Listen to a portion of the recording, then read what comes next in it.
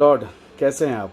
आशा करता हूं कि आप प्रभु में आनंदित होंगे और एक बार फिर से मैं इस चैनल में आपका स्वागत करता हूं। प्रियो, आज आपका ध्यान मैं एक छोटे से बच्चे की ओर लेके जाना चाहूँगा।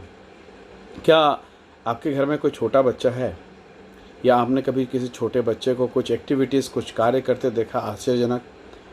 मेरा बेटा है और प्रभु ने मुझे 2 बच्चे दिए, एक बेटी और एक बेटा। मैं बहुत सारी चीज़ों को उनके जीवन से सीखता हूँ। जब मेरा छोटा सा बेटा जब वो घर में छिपकली को देखता है तो बहुत खुश हो जाता है।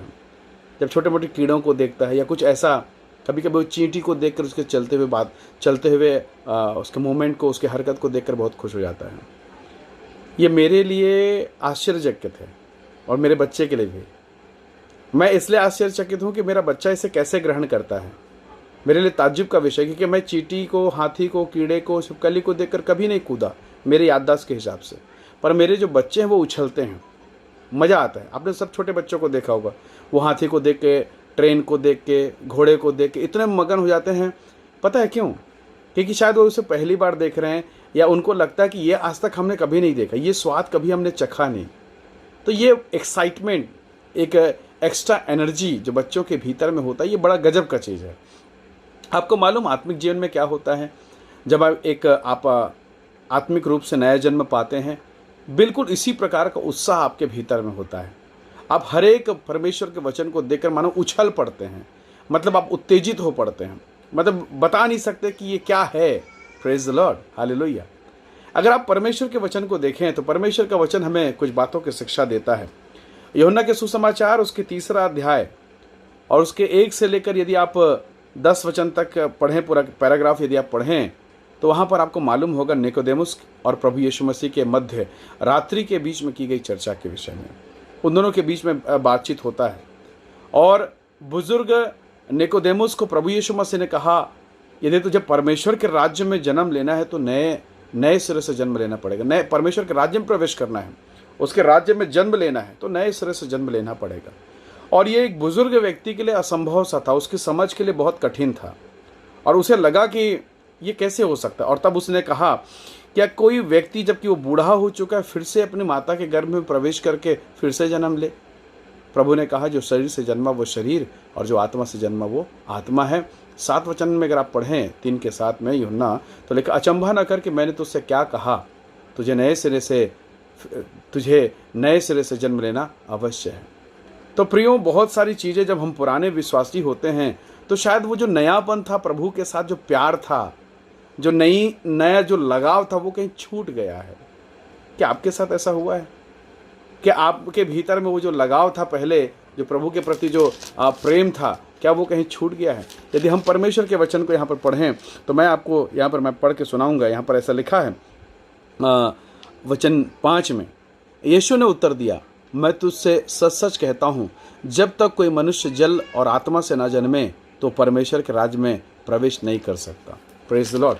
सो परमेश्वर का वचन मुझे बताता है कि परमेश्वर के राज्य में जन्म लेने के लिए जल और आत्मा तो आवश्यक है, परंतु सबसे बढ़कर वो उत्साह। प्रभु ने कहा, ना तो ठंडा है और ना तो गर्म है, मैं तो जम्मू से उगलने पर हूँ।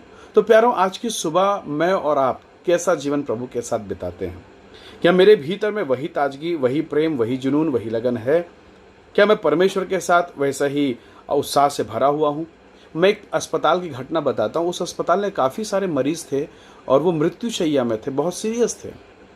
पर वो जो वार्ड था वो बुज़ुर्गों का वार्ड था और उसी बीच में एक बुज़ुर्ग को देखने के लिए एक परिवार आता है और उस परिवार में बहुत छोटा बच्चा भी है, जो लगभग मैं समझता हूँ 8-9 महीने, साल, सवा साल समथिंग कुछ का होगा। और वो धीरे धीरे चलता भी है, हालांकि उसे नहीं आना चाहिए, इन्फेक्टेड एरिया है अस्पताल में। पर वो एरिया, वो जो वार्ड था डॉक्टरों का, वो बहुत निराशाजनक वार्ड था, मृत्यु की दशा वाला वार्ड था। लेकिन जब लोगों ने बच्चों को देखा तो कुछ बुजुर्ग जो है वो एकदम काफ़ी वो मतलब निराश अवस्था में थे, वो उठ के बैठ गए और बच्चे के एक्टिविटीज़ को देखने लगे। कहने का मतलब ये है कि बच्चों की उपस्थिति से वो बुजुर्ग आकर्षित हुए, उन्हें खुशी हुई। मैं समझता हूँ मेरा परमेश्वर, जिसकी मैं और आप आराधना करते हैं, जब आप बच्चों के समान उसकी आराधना करते हैं, जब प्रभु ने कहा बच्चों को मेरे पास आने दो, उन्हें मना मत करो, उनके सिर पर प्रभु ने हाथ रखे, उन्हें आशीष दी, तो वो जो नया जन्म का जो प्रेम है प्रभु का, दाऊद कहता है, परमेश्वर के वचन, प्रभु का वचन हमें कहता है, दाऊद कहता है, माता के गर्भ में रचने से पहले तूने मुझ पर चित्त लगाया। तो प्रभु हम पर चित्त लगाता है, और आज भी वो हमारा पिता है, हमारा परमेश्वर है। हम शरीर में भले बड़े हो गए, पर यदि आज भी वही लगाव, वही झुकाव, वही जलन यदि मेरा पिता के साथ में है, तो मेरा पिता मुझे गोद में उठाए लिए चलेगा। Praise the Lord. बड़े बच्चों को जब आप बड़े हो जाते हैं ना, तो आपके माता पिता आपको गोद में नहीं उठाते हैं, पर जब आप छोटे होते हैं, आपके माता और पिता आपको गोद में उठाते हैं। ये प्रकृति का नियम है। जब आप छोटे होते हैं ना, जब नम्र हो जाते हैं, जब बहुत दीन हो जाते हैं, जब आंसू बहाते हैं, जब घुटना टेकते हैं, जब सारी परिस्थितियाँ आपके विपरीत हो, जब लोग मनुष्य आपके खिलाफ में हो, और उस टाइम पर जब आप आंसू बहाते हैं, आपका परमेश्वर आपको उठाएगा, आपका प्रभु आपको उठाएगा। क्या आप इस बात पर मनन कर सकते हैं, चिंतन कर सकते हैं? एक छोटा बच्चा जब वो दुखी होता है, जब उसे कुछ चाहिए होता है, अपने दोनों हाथों को अपने माता और पिता की ओर उठाता है। वो उठाकर ऐसे बताता है कि मुझे गोद में उठा लो, और आप उठा लेते हैं। आप सारा काम छोड़कर उठाते हैं। क्यों ना आज की सुबह हम अपने पिता, अपने प्रभु की तरफ अपने दोनों हाथों को उठाएं और कहें, परमेश्वर तू मेरी सहायता कर, परमेश्वर तू मेरी मदद कर, मुझे उठा ले प्रभु जी। मैं इस परिस्थिति में दबा हुआ प्रभु जी, मुझे उठा, मेरी सहायता कर। निसंदेह मेरा परमेश्वर मुझे और आपको उठाएगा, यदि मैं और आप बच्चे हो जाएं उस नए जन्म के स्वाद को लेने। निकोदेमुस बूढ़ा था, समझ नहीं पाया, परंतु आपको समझ में आ रहा है। परमेश्वर का वचन आपको, आपके हृदय में काम कर रहा है। हालेलुया। आइए अपनी आंखों को बंद करें और आज की सुबह हम प्रभु का धन्यवाद करें कि संसार के बहुत सारे लोग थे, आज बहुत लोग नाश हो रहे हैं, बहुत लोग डरे हुए हैं, और प्रभु का धन्यवाद करें कि उसने मुझे और आपको चुना, अपने राज्य में, अपने घर में बेटा और बेटी बनने का सौभाग्य दिया। क्यों ना आज अपनी आंखों को बंद कर आज की सुबह हम प्रभु का धन्यवाद करें। आइए हम प्रार्थना करें।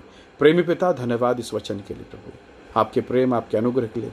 वो नए जन्म की जिज्ञासा, वो नए जन्म का प्रेम, वो नए जन्म का उत्साह हमारे जीवन पर बना रहे प्रभु, वरन प्रबलता के साथ और ये बढ़ने पाए। आप हमारी सहायता करें पिता। जितने भाई बहन, जितने बुजुर्ग इस वीडियो को देख रहे हैं, जितने जवानी से देख रहे हैं, इन सबको आप आशीष दें प्रभु, और इनके जीवन में आपकी महिमा का आत्मा कार्य करें। प्रत्येक को आशीष दें। यदि ये दबे हैं, यदि ये दबाव में है, परेशानी में है, आप इन्हें ऊंचा उठाएं, इनकी सहायता करें। पिताजी, हम धन्यवाद देते हैं कि माता के गर्भ में रचने से पहले आपने हमारे जीवन पर अपनी दृष्टि को लगाया था। हम सारी महिमा आपको देते हैं। धन्यवाद के साथ विनती प्रभु यीशु के सामर्थ्य नाम से मांगते हैं, आमीन। प्रभु आप सबको बहुत आशीष है। धन्यवाद इस वीडियो को देखने के लिए। यदि ये वीडियो आपको पसंद आया, जरूर से दूसरों को भी शेयर करें। प्रभु आप सबको बहुत आशीष दे। Praise the Lord. जय मसीह की।